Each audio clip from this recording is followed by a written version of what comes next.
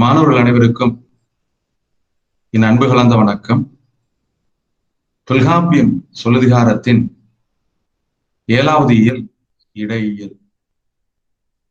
இந்த இடையியலில் இடையியல் என்பதற்கான பெயர் காரணம் குறித்து சென்ற வகுப்பில் நாம் உரையாசிரியர்களின் உரை வழியாக சில செய்திகளை பார்த்தோம். இடையியல் என்பதற்கான பெயர் காரணமாக உரையாசிரியர்களுக்கு இடையே இருவேறு கருத்துக்கள் நிலவின என்பதை சென்ற வகுப்பில் உங்களுக்கு உரையாசிரியருடைய உரை வழி எடுத்து சொன்னேன். அதாவது மொழியின் இடையில் பெரும்பான்மையாக இடைச்சொற்கள் வருவதனால் இடைச்சொல் ஆயிற்று என்று ஒரு சாராரும், மற்றொரு சாரார் பெயரையும் வினையும் இடமாக கொண்டு வருவதனால் இடைச்சொல்லாயிற்று என்ற கருத்தையும் கூறுகின்றனர் என்பதை உங்களுக்கு எடுத்து சொன்னேன். இந்த இரண்டு கருத்துக்கள் எவை ஏற்புடையதாக இருக்கும்? இந்த இரண்டு கருத்துக்கள் இருக்கின்றன. இந்த இரண்டு கருத்துக்களுள் ஏற்புடைய கருத்து எது என்று வருகின்ற பொழுது, பெயரையும் வினையும் இடமாக கொண்டு வருவதுதான் இடைச்சொல். இடைச்சொல் என்பதுதான் இடைச்சொல் என்று தெரிந்திருக்கிறது. அந்த கருத்துதான் ஏற்புடையதாக இருக்கும் இடையில் என்பதற்கான பெயர் காரணத்திற்கு என்பதை சென்ற வகுப்பில் நாம் தக்க உதாரணங்கள் வழியாக பார்த்தோம். இடையியலில் தொல்காப்பியர் 48 நூற்பாக்களில் இடைச்சொற்களுக்கான விளக்கங்களை விளக்கிச் செல்கின்றார். இந்த இடைச்சொற்கள் பற்றி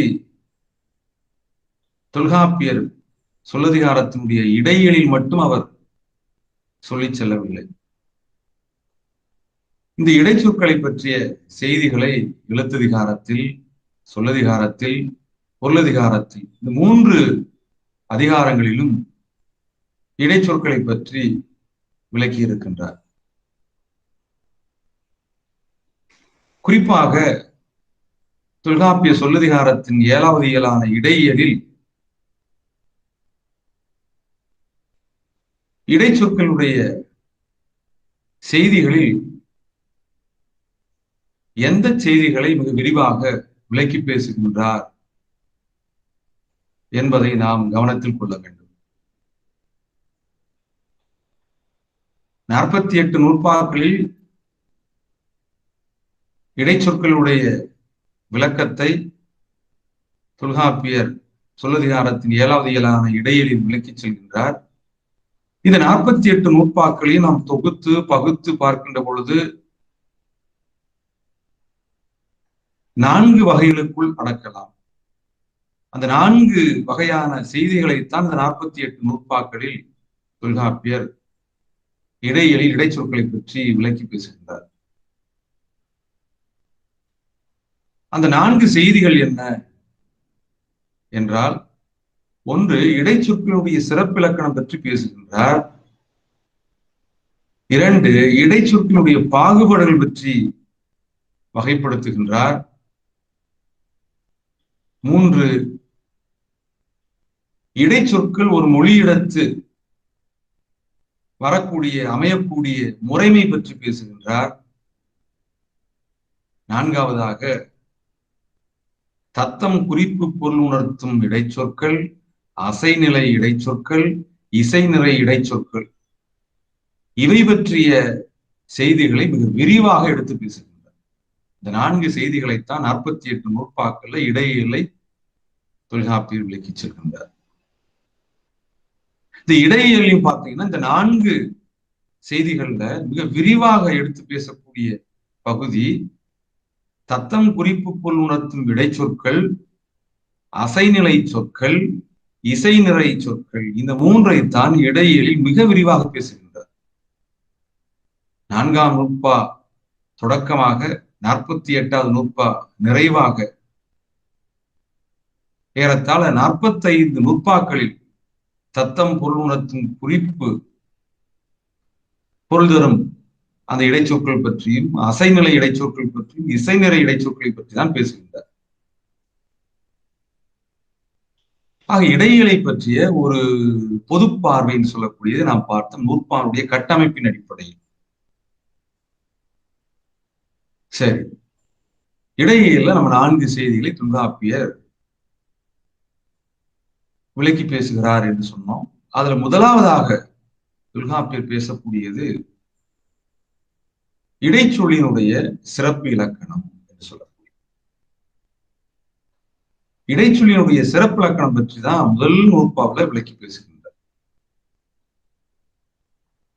தொல்காப்பியர் சொல்லதிகாரத்தினுடைய பெயரியல்ல சொல்லை 4 வகையாக பாகுபடுத்துகின்றார். சொல்லெனப்படுவ பெயரே வினையே ஆயிரண்டு என்ப அறிந்து சொல்வரே. சொல் என்று சொல்லப்படுவை பெயர் சொல், வினை சொல். இந்த நூற்பாவை தொடர்ந்து வரக்கூடிய நூற்பா இடைச்சொற்கிளவியும் உரிச்சொற்கிளவியும் அவற்று வழி மருங்கில் தோன்றும் என்ப என்கிறார். ஆக சொல் என்று சொல்லப்படுவை பெயர் வினை, அந்த பெயரையும் வினையையும்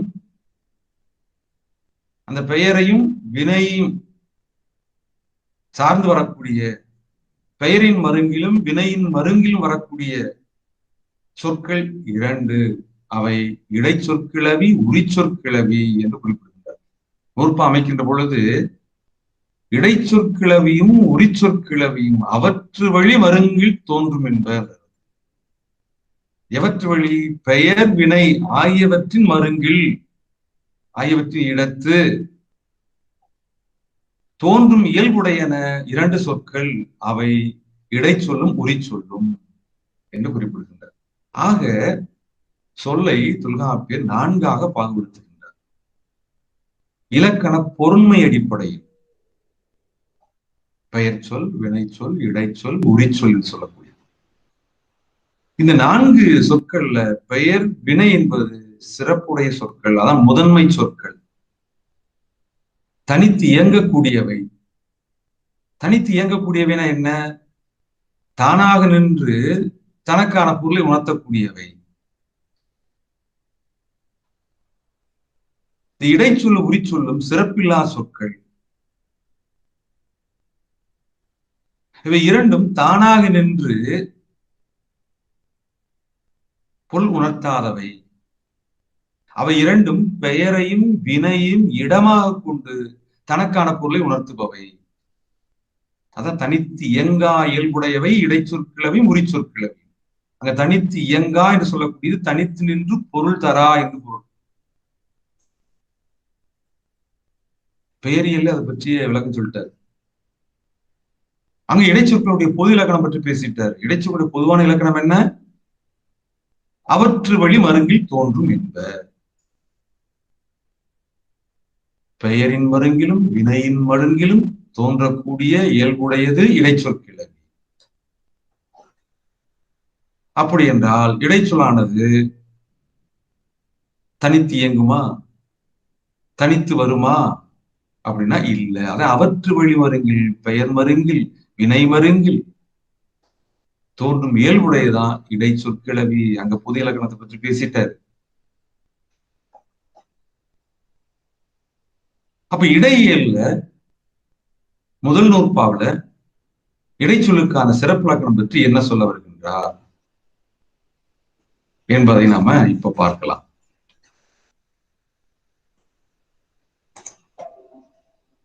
இந்த இடையியல்ல தொல்காப்பியர் இடைச்சொல்லுடைய பொதுவான இலக்கண இயல்பிலிருந்து சிறப்பான இலக்கண இயல்பை கூறுகின்றார். முத்துச்செல்வி, இந்த வாசியமா. இடையெனப்படுவ பெயரோடும் வினையோடும் நடைபெற்றியலும் தமக்கு இயல்பு இலவே. இடையெனப்படுவ இடைச்சொல் என்று சொல்லப்படுவன பெயரொடும் வினையொடும் நடைபெற்று இயலும். சொல்லிட்டாரு.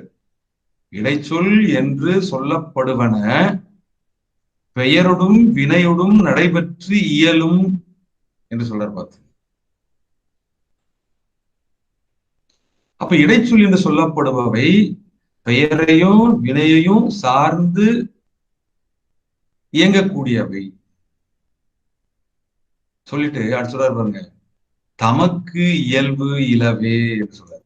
அதானே சார், தமக்கு இயல்பு இலவே. தாமாக நின்று தமக்கான பொருளை உணர்த்தாத இயல்பு உடையது இடைச்சொல். அது தமக்கு இயல்பு இலவே. இடை எனப்படுவ தமக்கு இயல்பு இலவே பெயரொடும் வினையொடும் நடைபெற்று இயலும். படிச்சேன், இந்த பொருள் உங்களுக்கு எளிமையா புரியும். இடை எனப்படுவன தமக்கு இயல்பு இல்லாதன, அவை பெயரொடும் வினையொடும் நடைபெற்று இயலும். இடைச்சொற்கள் என்று சொல்லப்படுபவை அனைத்தும்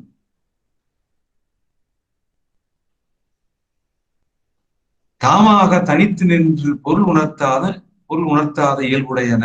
அது தமக்கு இயல்பு இலவே. அதாவது சிறப்பிலக்கணம்.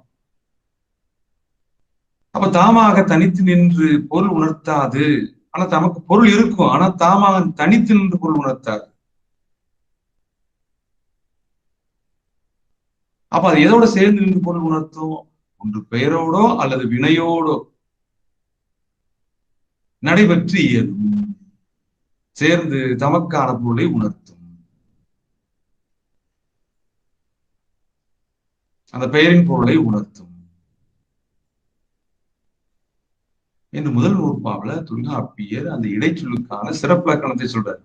அந்த சிறப்பிலக்கணம் என்பது தமக்கு இயல்பு இல. தமக்கு இயல்பு இல்லாத சொல் எது? இடைச்சொல். அங்க தமக்கு இயல்பு இல என்பதுடைய பொருள் என்ன? தாமாக பொருள் உணர்த்தாத இயல்புடையன இடைச்சொற்கள். அவை பெயரோடும் வினையோடும் நடைபெற்று இயலும் என்று சொல்றார். பார்த்து, அப்ப இதற்கு சேனாவரையர் எப்படி விளக்கம் தராரு பாருங்க. இடையெனப்படுவ பெயரோடும் வினையோடும் நடைபெற்று இயலும் தமக்கு இயல்பு இலவே. நூற்பாவுக்கு விளக்கம் எழுதுறார். இதன் பொருள்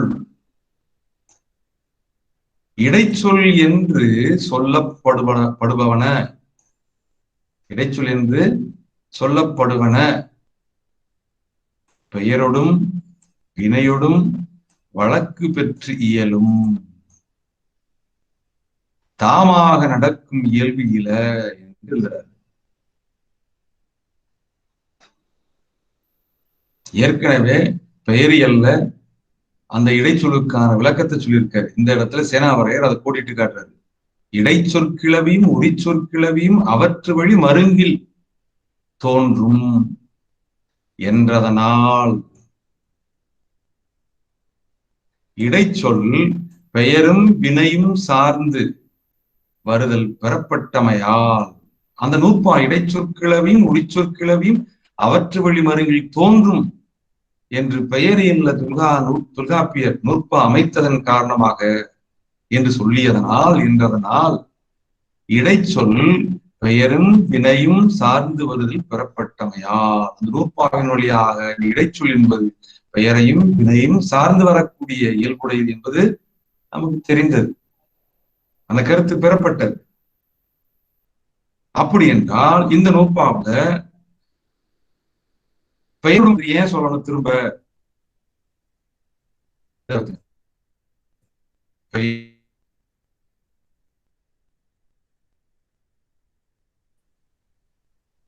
ஈண்டு அங்க இடைச்சொற்கிளவியும் உரிச்சொற்கிளவியும் அவற்று வழி மருங்கில் தோன்றும் என்று சொன்னதனால இடைச்சொல் என்பது பெயரை வினையும் சார்ந்து வருதல் என்ற கருத்து பெறப்பட்டது.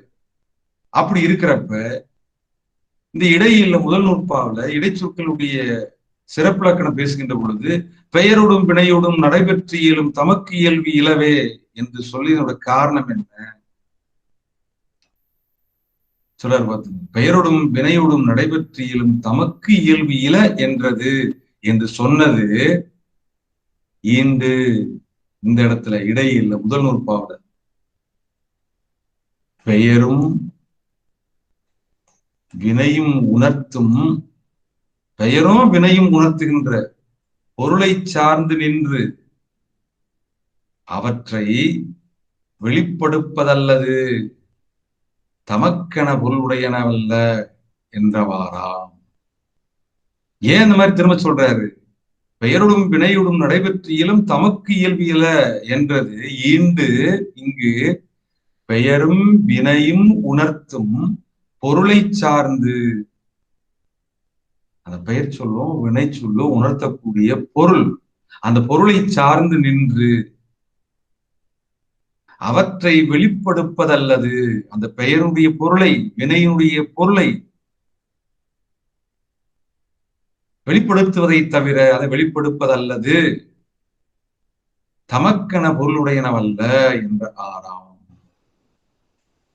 அந்த பெயரினுடைய பொருள்தன்மையை வெளிப்படுத்துவது வினையினுடைய பொருள்தன்மை வெளிப்படுத்துவதை தவிர தமக்கென பொருளுடைய அல்ல. அதுதான் இந்த இடைச்சினுடைய சிறப்பிலக்கணம்.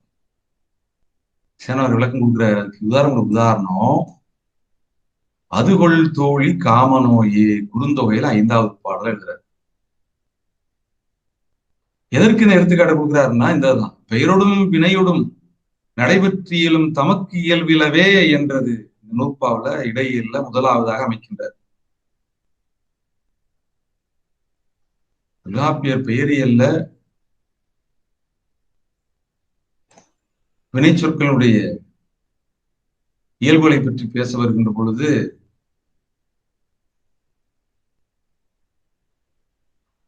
பெயர் சொற்களை பற்றிய இயல்பு, இடைச்சொற்களுடைய இயல்பு, உரிச்சொற்களுடைய இயல்புகளை பற்றி பேச வருகின்ற பொழுது சொல்லெனப்படுவ பெயரை வினை ஆயிரண்டு என்ப அறிந்து சொன்னவரே என்று சொன்னாரு. இடைச்சொற்களையும் உரிச்சொற்களையும் அவற்று வழி மருங்கில் தோன்றும் என்று சொன்னார். அப்ப அங்க பெயரியல்லே இடைச்சொற்களுடைய இயல்பை அவற்று வழி மருங்கில் தோன்றும் என்ப என்று சொல்லிட்டார்ல. பிற ஏன் இடையியல்ல பெயரோடும் வினையோடும் நடைபெற்று இயலும் தமக்கு இயல்பு இயலவே என்று சொல்றாரு? அப்ப அதுக்கான காரணம் என்ன? இப்ப கூறியது கூறல் ஆகிவிடுமே என்ற சிந்தனையோடு சேனாபரையர் உரை எழுதுகின்ற பொழுது அவர் சொல்றார், இங்க பெயரோடும் வினையோடும் நடைபெற்று இயலும் தமக்கு இயல்பிலவே என்றது. அவர் எழுதுறாரு பார்த்து,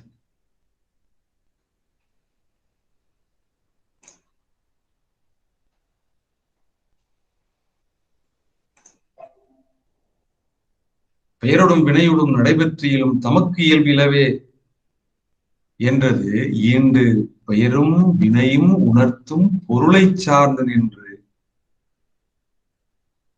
அவற்றை வெளிப்படுப்பதல்லது, அந்த பெயரினுடைய பொருளையும் வினையினுடைய பொருளையும் வெளிப்படுத்துவே தவிர தமக்கென பொருளுடைய அல்ல. அதனாலதான் இந்த இடத்துல பெயரோடும் வினையோடும் நடைபெற்று இயலும் தமக்கு இயல்பிலவே என்று தொல்காப்பியர் சொல்கின்றார். இது சேனாவரே தன்னுடைய உரை விளக்கத்தில் எழுதிட்டு அடுத்து எழுதுறாரு பாருங்க. எடுத்துக்காட்டு கொடுக்குறாரு, எடுத்துக்காட்டோட விளக்குறாரு அவர். அதுகொள் தோழி காமநோயே குறுந்தொகையில 5வது பாடல் எடுத்து கொடுக்குறாரு. இந்த இடத்துல இந்த அதுகொள் என்று சொல்லக்கூடிய தொடர்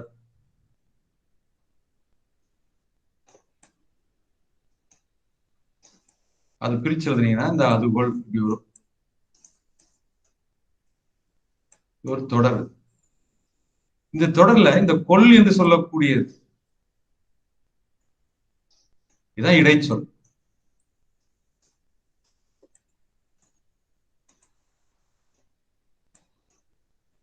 இது பற்றி விரிவான பின்னாடி படிக்க போறோம். அது என்பது பெயர், சுட்டு பெயர். அப்ப பெயரை சார்ந்து கொள் என்ற இடைச்சொல்லானது வந்துள்ளது. தனக்கான பொருளை உணர்த்துகிறதா இல்ல. இந்த பெயரினுடைய பொருள்தன்மையைத்தான் இது விளக்குகிறது.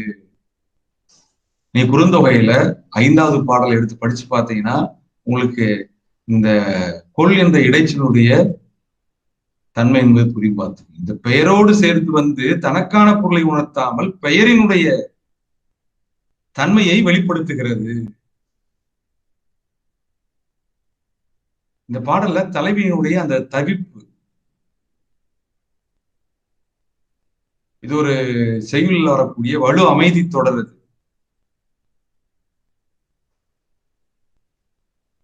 காமநோய் என்பது இத்தன்மைத்தோ, அதுகொள் என்பது அத்தன்மைத்தோ என்று தலைவி கேட்பதா அந்த பாடல் அமைஞ்சிருக்கும். பார்த்து இப்ப காமநோய் என்பதுதான் முன்ன வரணும், அது என்பது அடுத்து வரணும். பார்த்து காமநோய் அத்தன்மைத்தோ, அந்த அத்தன்மைத்தோ அந்த தன்மைத்தோ என்று சொல்லக்கூடியது அந்த பொருண்மை எதோட அந்த பெயரினுடைய பொருளை சார்ந்து நின்று அந்த பெயரினுடைய பொறுமையை வெளிப்படுத்துகிறது. நீ அந்த பாடல் எடுத்து படிச்சு பாருங்க, அப்பதான் இதனுடைய பொருள் இன்னும் கொஞ்சம் புரிய வரும். பார்த்து அதுகொள் தோழி காமநோயே என்று சொல்றாரு. பார்த்து அந்த அதுகொள் தோழி காமநோய் என்று சொல்லக்கூடியதற்கு என்னுடைய குறிப்பு உங்களுக்கு விளக்கம் கொடுத்திருப்பார்.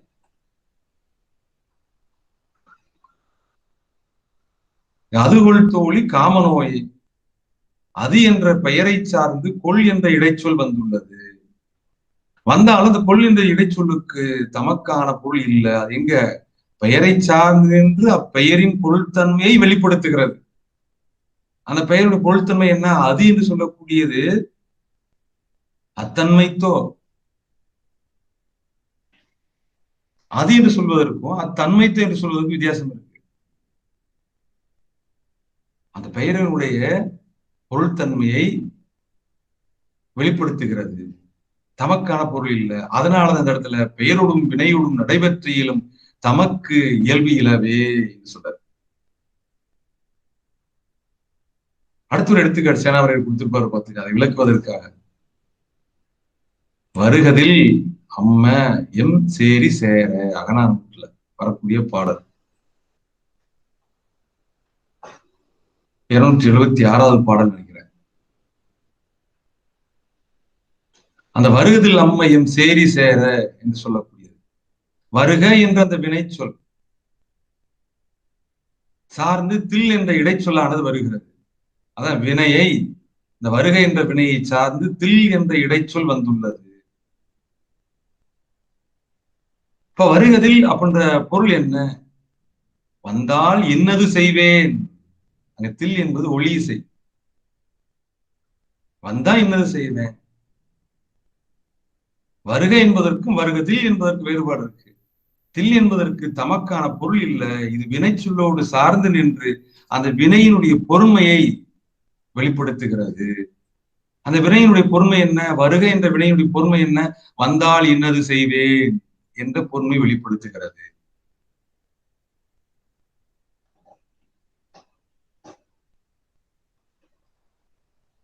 அதே மாதிரி பாருங்க, சாத்தனும் வந்தான் என்ற தொடர்ல என்ற இடைச்சொல் சாத்தன் என்ற பெயரை சார்ந்து வந்திருக்கிறது. அதன் பெயரை சாத்தன் என்ற பெயரை சார்ந்து எனும் இடைச்சொல் வந்துள்ளது.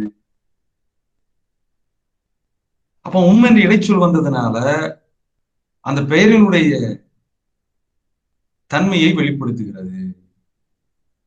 சாத்தனும் வந்தான் எச்ச பொருள் வரக்கூடியது, அந்த எச்ச பொருளை உணர்த்துகிறது. உண்டான் என்ற வினையை சார்ந்து என்ற இறந்த கால இடைநிலையாகிய இடைச்சொல்லும் ஆண் விகுதி என்ற இடைச்சொல்லும் வந்துள்ளன. அதான் சொல்ல வர. ஆக இடைச்சொல்லினுடைய சிறப்பிலக்கணமாக தொல்காப்பியர் இடையினுடைய முதல் நூற்பாவில விளக்கி பேசுகின்றார். இடையெனப்படுவ பெயரோடும் வினையோடும் நடைபெற்றியிலும் தமக்கு இயல்பு இலவே. மிக மிக மிக மிக முக்கியமான நூற்பா. சுருக்கமா சொன்னோம்னா, இடைச்சொல் என்பது இலக்கண பொருண்மை உடையது. இடைச்சொல் என்பது இலக்கண பொருண்மை உடையது.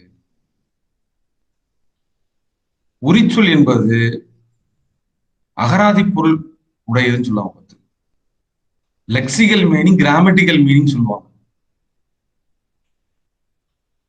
இடைச்சொல் என்பது கிராமட்டிக்கல் மீனிங், இல்ல இலக்கண பொருண்மை தான் இருக்கும். ஆனா உரிச்சொல் என்பதற்கு அகராதி பொருள், லெக்சிகல் மீனிங். அந்த சொல்லுக்கு என்ன பொருள், இந்த சொல்லுக்கு என்ன பொருள் சொல்லி சொல்லுவாங்க. பார்த்து, சாலா என்று சொன்னால் மிகுதி, தவ என்றால் மிகுதி. அந்த சொல்லுக்கு பொருள் லெக்சிகல் மீனிங், அகராதி பொருள் என்று சொல்ல. இப்ப இடைச்சொல் என்று சொல்லக்கூடியது கிராமட்டிக்கல் மீனிங், இலக்கண பொருண்மை உணர்த்தக்கூடியது. தமக்கென என்னது, தனித்து நின்று பொருள் உணர்த்தாத இயல்புடையது. அது பெயரை வினையும் இடமாக கொண்டு நின்று அந்த பெயரினுடைய தன்மையும் வினையினுடைய தன்மையும் வெளிப்படுத்தக்கூடியது. சாத்தன் வந்தான், சாத்தனும் வந்தான். சாத்தன் வந்தான் என்பது காட்டிலும் சாத்தனும் வந்தான் என்று வருகின்ற போது அது பெயர் தன்மையானது. எழுவா என்பது எச்ச பொருளா மாறுது. அப்ப இந்த இடைச்சொல் என்று சொல்லக்கூடிய இடை எனப்படுவ பெயரோடும் வினையோடும் நடைபெற்றிலும் தமக்கு இயல்பு இலவே. இந்த தமக்கு இயல்பு இல்லாத தன்மை தான் இடைச்சொல்லினுடைய சிறப்பு இலக்கண கூறு. அப்போ ஒரு கேள்வி வரும், பார்த்துக்கு, இடைச்சொற்கிழமையும் உரிச்சொற்கிழமையும் அவற்று வழி மருங்கில் தோன்றும் என்ப என்று பெயரியல்ல தொல்காப்பியர் அந்த இடைச்சொல்லுக்கான புது இலக்கணம் பற்றி பேசுகின்ற பொழுது அது பெயரை வினையும் சார்ந்து வரும் என்று சொல்லியிருந்தாரே. அப்ப இதற்கான சிறப்பு இலக்கணம் என்னன்னா, தமக்கு இயல்பு இல என்பதுதான் இதனுடைய சிறப்பு இலக்கணம். அப்ப தமக்கு பொருளுடைய அல்ல இடைச்சொல், அது பெயரை வினையும் சார்ந்து நின்று வந்தாலும் அந்த பெயரினுடைய பொருள் தன்மையை வெளிப்படுத்தும், வினையினுடைய பொருட்தன்மையை வெளிப்படுத்தும். அதுதான் உங்களுக்கு எடுத்துக்காட்டு சேனாவரத்தை சொல்லக்கூடியது சொன்னேன். அதுகொள் தோழி, அது என்ற பெயரை சார்ந்து கொள் என்ற இடைச்சொல்லானது வந்திருக்கிறது. வந்து என்ன செய்யறது, அது என்ற பெயரின் தன்மையை வெளிப்படுத்துகிறது. அத்தன்மைத்தோ வருகதில் அம்மையும் சேரி சேர வருகை என்ற வினையோ சார்ந்து தில் என்ற இடைச்சொல்லானது வந்து அந்த வினையினுடைய பொருள் தன்மையை வெளிப்படுத்துகிறது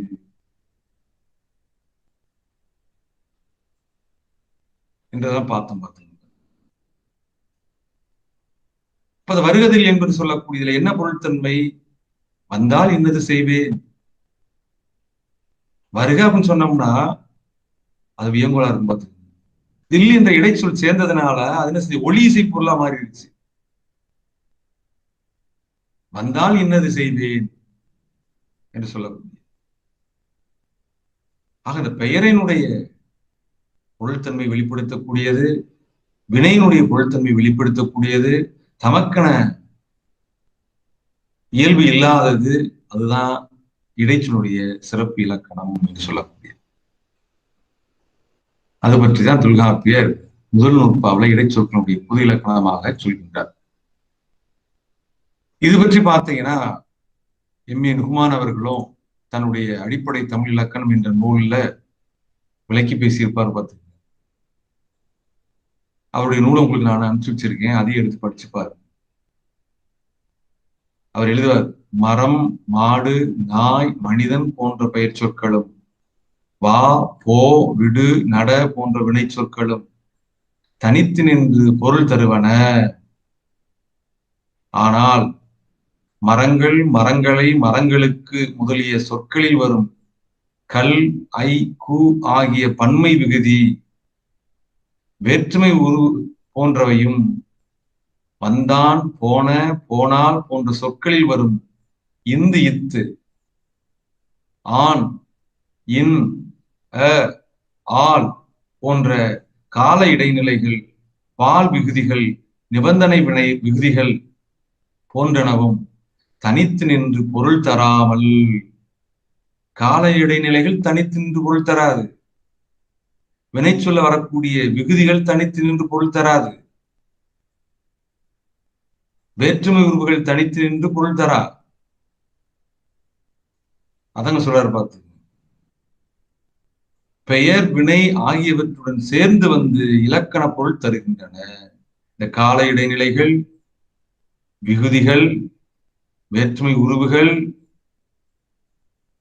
இவை எல்லாமே பெயர் வினை ஆகியவற்றுடன் சேர்ந்து வந்து இலக்கண பொருள் தருகின்றன. இத்தகைய சொல் உறுப்புகளையே இலக்கண ஆசிரியர் இடைச்சொல் என்பர். பெயர் வினை ஆகியவற்றை போல் இவை எண்ணிக்கையில் அதிகமானவை அல்ல, மிக குறைவானவை. இது இடைச்சொற்கள் என்பன மிக குறைவானவை.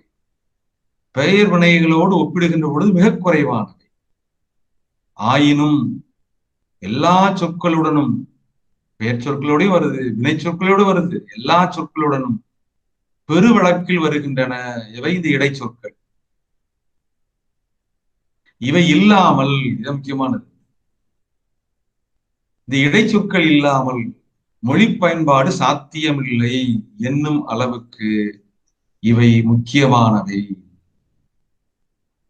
இந்த இடைச்சொற்கள் இல்லாமல் மொழி பயன்பாடு சாத்தியமில்லை என்ற அளவிற்கு இந்த இடைச்சொற்கள் மிக முக்கியமானவை. சொல்லிட்டு ஒரு ஸ்டேட்மெண்ட் சொல்றாரு, ஒரு கூற்று சொல்றாரு, இடைச்சொல் இல்லாம மொழி பயன்பாடு சாத்தியம் இல்லை சொல்லிட்டு எடுத்துக்காட்டு கொடுக்கிறாரு பாருங்க. நான், தம்பி, வீடு, போ ஆகிய 4 சொற்களையும் ஒன்றை எடுத்து மற்றதை வைப்பதனால் நாம் ஒரு வாக்கியத்தை ஆக்க முடியாது. இது ஒரு வாக்கியம் சொல்ல முடியாது. நான், தம்பி, வீடு, போ என்பதை ஒன்றை எடுத்து ஒன்றை நாம் அடுக்கிக் கொண்டே போனோம்னா ஒரு வாக்கியமாக நாம உருவாக்க முடியாது. அப்பொழுது இடைச்சொற்கள் இவற்றோடு வெவ்வேறு விதமாக இணைத்து வெவ்வேறு வாக்கியங்களை உருவாக்குகின்றன. அப்போ ஒரு வாக்கியம் உருவாக்க வேண்டும் என்று சொன்னால் இடைச்சொற்கள் அங்க சேர்க்கணும். சேர்த்தோம்னா வெவ்வேறு வாக்கியங்களை உருவாக்க முடியும். அதான் சொல்றாரு, நான், தம்பி, வீடு, போ என்பதை ஒன்றை எடுத்து ஒன்று அடுக்கி கொண்டு போனால் ஒரு வாக்கியமாக ஆக்க முடியாது. அவற்றுக்கு இடையே நாம் அந்த இடைச்சொற்களை சேர்க்கின்ற பொழுது வெவ்வேறு வாக்கியங்களை உருவாக்க முடியும் என்று சொல்லிட்டு அதுக்கு எடுத்துக்காட்டு கொடுக்குறாரு பாருங்க. நான் தம்பியின் வீட்டுக்கு போனேன். தம்பியின் இன் என்ற இடைச்சொல், வீட்டுக்கு கு என்ற இடைச்சொல், போனேன் கால இடைநிலை வருகிறது, விகுதி வருகிறது. நானும் தம்பியும் வீட்டுக்கு போனோம், இந்த என்ற இடைச்சொல், கு என்ற இடைச்சொல், போனோம் என்பதில் இருக்கக்கூடிய கால இடைநிலை, அந்த ஓம் என்ற விகுதி. நான் தம்பியுடன் வீட்டுக்கு போவேன். இந்த தொடர்ல பாத்தீங்கன்னா உடன் என்பது சேர்க்கிறதுனால, கு என்ற வேற்றுமை சேர்க்கிறதுனால, போ என்பதோடு கால இடைநிலையும் விகுதியும் சேர்ப்பதனால அதுவும் சொல்லாம நான் தம்பியுடன் வீட்டுக்கு போவேன். நான் தான் தம்பியுடன் வீட்டிலிருந்து போனேன். நானும் தம்பியும் தான் வீட்டிலிருந்து போனோம். இவ்வாறு பொருளுடைய வாக்கியங்களை ஆக்குவதற்கு இடைச்சொற்கள் பயன்படுகின்றன. இப்ப இடைச்சொற்களுடைய முக்கியத்துவம் எந்த அளவிற்கு முதன்மையானது என்பதை எம்.ஏ. நுஹ்மான் ஐயா அவர்கள் அடிப்படை தமிழ் இலக்கணம் என்ற நூல்ல உதாரணத்தோடு எடுத்து சொல்றாரு. பார்த்து பெயர் வினைகளோடு ஒப்பிடுகின்ற பொழுது இடைச்சொற்கள் மிக குறைவாக இருந்தாலும் எல்லா சொற்களுடன் பெருவழக்கில் வரக்கூடியவை இந்த இடைச்சொற்கள். இவை இல்லாமல் மொழி பயன்பாடு என்பது சாத்தியமே இல்லை என்று சொல்லி அதற்கான எடுத்துக்காட்டுகளையும் கொடுக்கிறாரு. பார்த்து அப்ப இடைச்சொற்கள்லாம் என்ன, அதோட முக்கியத்துவம் என்ன, அதோட முதன்மை என்ன என்பதை பார்க்கலாம். நீங்க அதே மாதிரி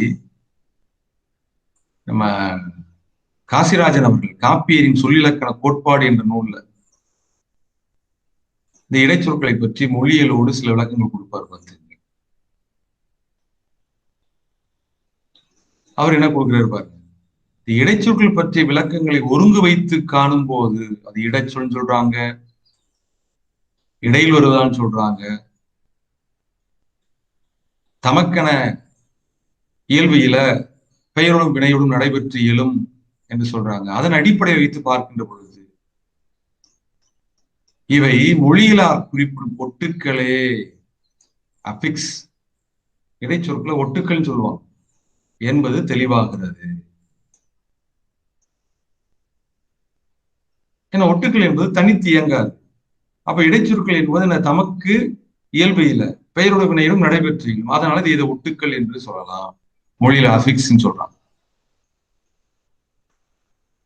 இவ்வொட்டுக்கள் முன்னொட்டு பிரிபிக்ஸ், இடையொட்டு இன்பிக்ஸ், பின்னொட்டு சபிக்ஸ் என மூவகைப்படும்.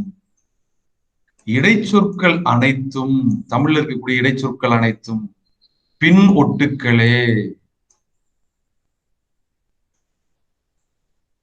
ஸ்டேட்மெண்ட் சொல்றாரு, மொழி பின் முன் பின் வரும் என்று காப்பியர் கருத்தையும், பெயர் வினையின் பின் முன் ஓரிடத்து ஒன்றும் பழம் வந்து ஒன்றுவது இடைச்சொல் என்ற நன்னூலாரின் விளக்கத்தையும் பார்க்கிற போது இடைச்சொல் முன்னோட்டாகும் வரும் என்ற மயக்கத்தை தருகின்றது. இடைச்சொல் எந்த இடத்துல ஒரு சொல்ல வரும் பார்த்தோம்னா முன்னுக்கு வரலாம், பின்னு வரலாம் என்ற ஒரு கருத்து இலக்கண ஆசிரியர் இருப்பதனால இது முன்னோட்டாக இருக்குமோ என்று ஒரு மயக்கத்தை தருகிறதா காசிராஜன் குறிப்பிடுகின்றார். தமிழ் முதலான திராவிட மொழிகளில் முன்னொட்டு இல்லை என்பர் மொழி நூலார். முன்னொட்டு என்பது நமக்கு கிடையாது சொல்லிட்டு எழுதுறார். கொன்னூர், கொன்னூர் என்பதால் கொன் என்பது இடைச்சொல், ஊர் என்பது பெயர். கொன்முனை, கொன் என்பது இடைச்சொல், முனை என்பது பெயர். கொன்னே கழிந்தன்று, இந்த கொன் என்பது இடைச்சொல், கழிந்தன் என்பது வினைச்சொல் என கொன் இடைச்சொல் முன் ஒட்டு போல பெயர் வினைக்கு முன் அமைகின்றது.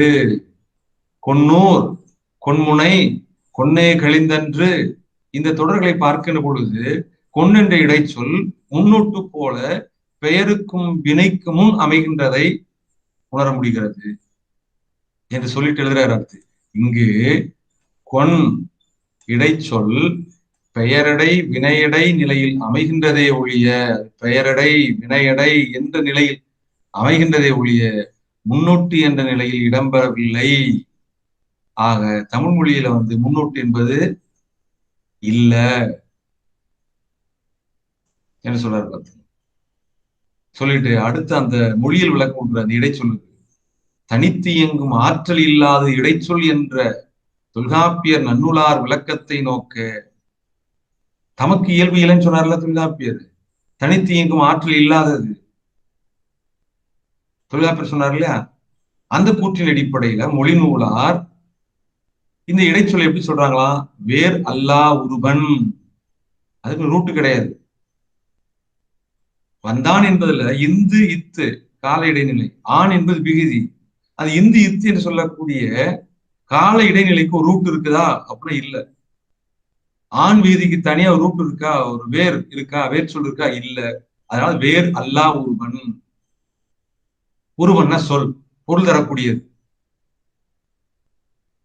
அல்லது கட்டு உருவன், கட்டு உருவன் சொல்லக்கூடியது பவுண்ட் மார்பின்னு சொல்லுவாங்க. கட்டு உருவன்னா அதை ஒரு சொல்ல இருந்து பிரிக்க முடியாது, பிரிச்சா பொருள் தராது.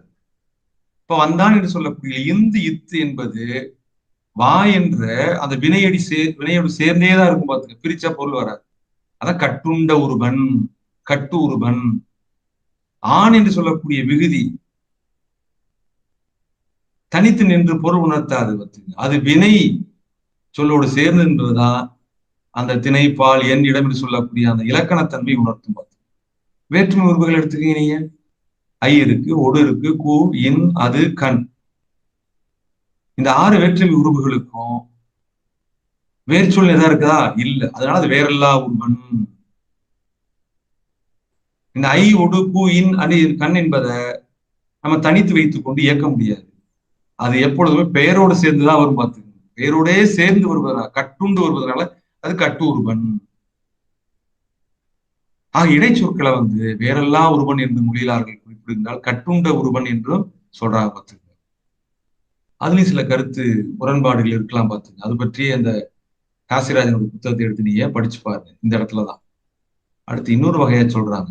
இடைச்சொற்களை கட்டு இடைச்சொல் பவுண்ட் கிளிட்டிக்ஸ், கிளிட்டிக்ஸ்னா ஒட்டிகள் அப்படின்னு சொல்லுவாங்க. பவுண்ட் கிளிட்டிக்ஸ் கட்டுண்ட ஒட்டுக்கள் அப்படின்னு சொல்லக்கூடிய தனி இடைச்சொல் ஃப்ரீ கிளிட்டிக்ஸ், ஃப்ரீ மார்பீம் அப்படின்னு சொல்லக்கூடியது என வகைப்படுத்தினர் மொழியியலார். இப்படி ஒரு வகை இருக்கு.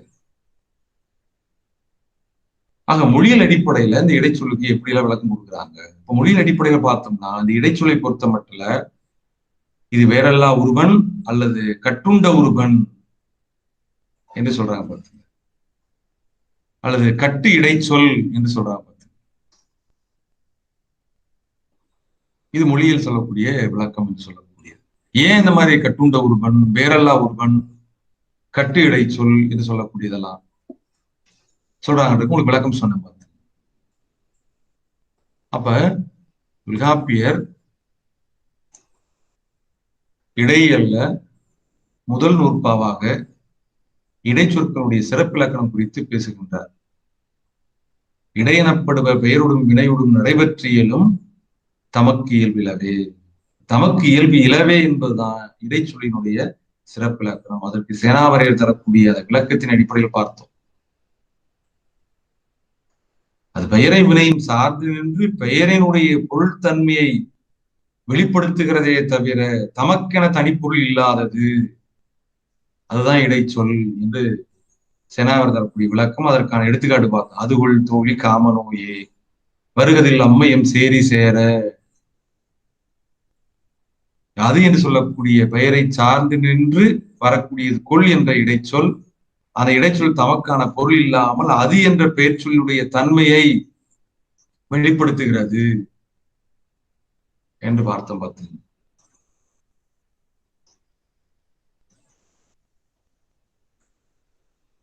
ஆக இன்றைய வகுப்புல நாம இடைச்சொற்களுடைய சிறப்பிலக்கணம் என்ன என்பதை தொல்காப்பிய நூற்பாவினுடைய வழியாக நாம் பார்த்தோம். அந்த நூற்பாவிற்கு சேனாவரையர் தரக்கூடிய விளக்கத்தின் அடிப்படையிலும் அதே சமயத்தில் மொழியியலாளர்கள் தரக்கூடிய விளக்கத்தின் அடிப்படையிலும் இடைச்சொற்களுக்கான சிறப்பிலக்கணம் குறித்து நாம் பார்த்தோம்.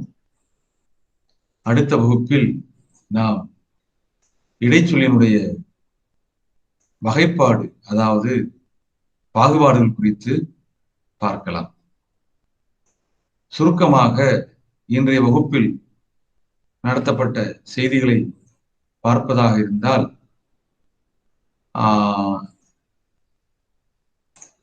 இந்த குறிப்பின் வழியா பார்க்கலாம். இடைச்சொல் வரையறை, அதாவது பொது விளக்கம் போட்ட சிறப்பிலக்கணம். பெயருடும் வினையுடும் நடைபெற்று இயலும் தாமாக தனித்து நின்று பொருள் உணர்த்தாதன, அதாவது தாமாக நடக்கும் இயல்பு இல்லாதன, அதுதான் இடைச்சொல்லுடைய வரையறை. காரணம், இடைச்சொற்கிளவியும் முடிச்சொற்கிளவியும் அவற்று வழி மருங்கில் தோன்றும் என்று தொல்காப்பியர் சொல்லதிகாரத்துல பெயரியல்ல 5வது நூற்பாவாக அமைத்திருக்கின்றார். அப்படி 5வது நூற்பாவாக இடைச்சொற்கிளவி முடிச்சொற்கிளவியும் அமைத்த தொல்காப்பியர் இடைச்சொல்லினுடைய விளக்கம் பற்றி பேச வருகின்ற பொழுது பெயரும் விடையினரும் நடைபெற்று இயலும் தமக்கு இயல்பிலவே என்று கூறுவதனுடைய அடிப்படை காரணம் என்ன என்பதை சேனாவருடைய உரை விளக்கத்துல பார்த்தனும். பெயரினுடைய பொருள்தன்மையும் வினையினுடைய பொருள்தன்மையும் வெளிப்படுப்பதல்லது தமக்கு இயல்பு இல என்பதுதான் இடைச்சொல்லுடைய தனித்தன்மை. அதான் அது இடைச்சொல்லுடைய சிறப்பு கூறு. அதுக்கு சேனாவரை தரக்கூடிய எடுத்துக்காட்டி பார்த்தா அந்த எடுத்துக்காட்டு தான் இது. அதுகொள் தோழி காமநோயே பெயரை சார்ந்து கொள் என்ற இடைச்சொல் வந்துள்ளது. வருகதில் அம்மையம் சேரி சேர வினையை சார்ந்து தில் என்ற இடைச்சொல் வந்துள்ளது. சாத்தனும் வந்தான் பெயரை சார்ந்து என்னும் இடைச்சொல் வந்துள்ளது. உண்டான் உன் என்ற வினையை சார்ந்து இட்டு என்ற இறந்த கால இடைநிலையும் ஆண் விகுதியும் வந்துள்ளன என்பதை பார்த்தோம். ஆக இன்றைய வகுப்பில் இடைச்சொற்களுடைய சிறப்பிலக்கணம் பார்த்து மிக முக்கியமான ஒரு பகுதி எம் நுக்மான் ஐயா அவர்களும் ஒரு மொழி பயன்பாட்டிற்கு, ஒரு மொழி கருத்துரையாடலுக்கு, ஒரு கலந்துரையாடலுக்கு இந்த இடைச்சொற்கள் இல்லை என்றால் மொழி பயன்பாடு என்பதும் கருத்துரையாடல் என்பதும் சாத்தியக்குறை இல்லை என்பதை தக்க உதாரணங்கள் வழியாக தன்னுடைய அடிப்படை தமிழ் இலக்கணம் என்ற நூலின் வழியாக நுக்மான் ஐயா அவர்கள் குறிப்பிட்டார்கள். ஆக இடைச்சொற்களுடைய இன்றியமையாமை, இடைச்சொற்களுடைய முதன்மை என்ன என்பதையும் எம்.ஏ. நுக்மான் ஐயா அவர்கள் மிக தெளிவாக குறிப்பிட்டிருக்கின்றார். அதேபோல காசிராஜன் ஐயா அவர்கள் இந்த இடைச்சொற்களை மொழியில் அடிப்படை விளக்குகின்ற பொழுது இந்த இடைச்சொற்கள் தமக்கென தனித்து இயங்குகின்ற தன்மை இல்லாததனால இந்த இடைச்சொற்கள் மொழியில் அடிப்படை விளக்கம் சொல்வதாக இருந்தால் இந்த இடைச்சொற்கள் அனைத்தும் வேறல்லா ஒருவன் அல்லது கட்டுண்ட ஒருவன் என்ற பெயரில் அழைக்கலாம் என்று மொழியில் அடிப்படையில் விளக்கம் சொல்லியதை நம்ம பார்த்தோம். ஆக இப்படிப்பட்ட தனித்த இயல்புகளுடைய இந்த இடைச்சொல்லானது அதனுடைய பாகுபாடுகளை ஒரு 7 வகையான பாகுபாடுகளை தொல்காப்பியர் 2வது நூற்பாவில் பகுத்து சொல்லியிருக்கின்றார். அந்த இடைச்சொற்களுடைய பாகுபாடுகள் குறித்து நாம் அடுத்த வகுப்பில் பார்க்கலாம். இன்றைய வகுப்பு இத்துடன் நிறைவடைகிறது. நன்றி, வணக்கம்.